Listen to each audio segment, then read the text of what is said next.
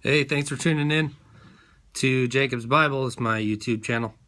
We're going through this wonderful book of Job. This book is very sobering. I don't care where you're at in life.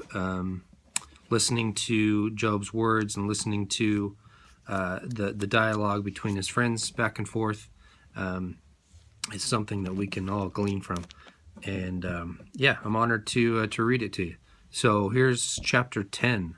Job is continuing on his rant and his talk about God and how things are really tough and who God is, and it's really beautiful insight into who God is.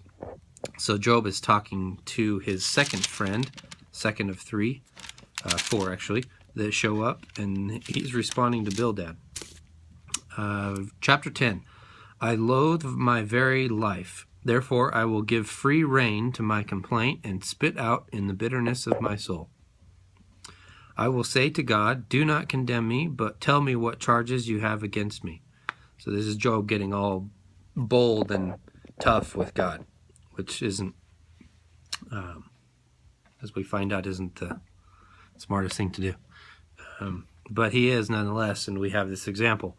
And it's great. So verse 3, does it please you to oppress me, to spurn the work of your hands, while you smiled on the schemes of the wicked?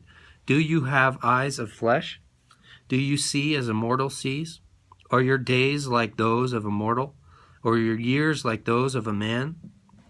That you must search out my faults and probe after my sin, though you know that I am not guilty, that no one can rescue me from your hand? Your hands shaped me and made me. Will you now turn and destroy me? Remember that you molded me like clay. Will you now turn me to dust again? Do you not pour me out like milk and curdle me like cheese? Clothe me with the skin and flesh and knit me together with bones and sinews?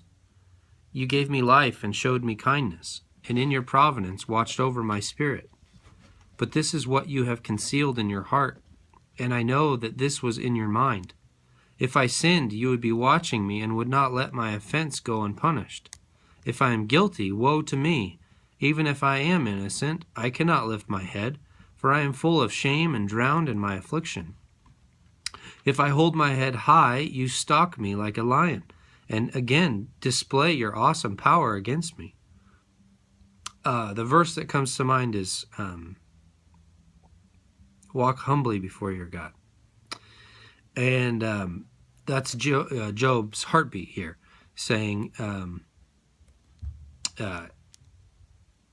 he says, if I cannot lift my head, for I am full of shame and drowned in affliction. If I hold my head high, you stalk me like a lion.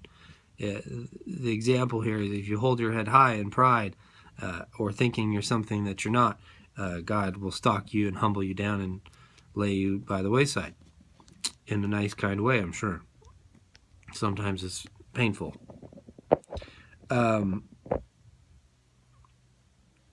Verse 16, and again, display your awesome powers against me.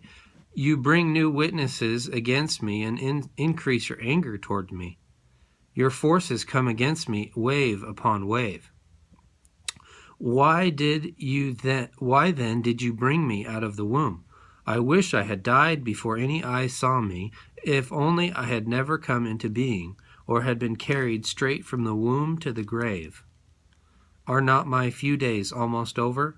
Turn away from me so I could have a moment's joy before I go to the place of no return, to the land of gloom and deep shadow, to the land of deepest night, of deep shadow and disorder, where even the light is like darkness.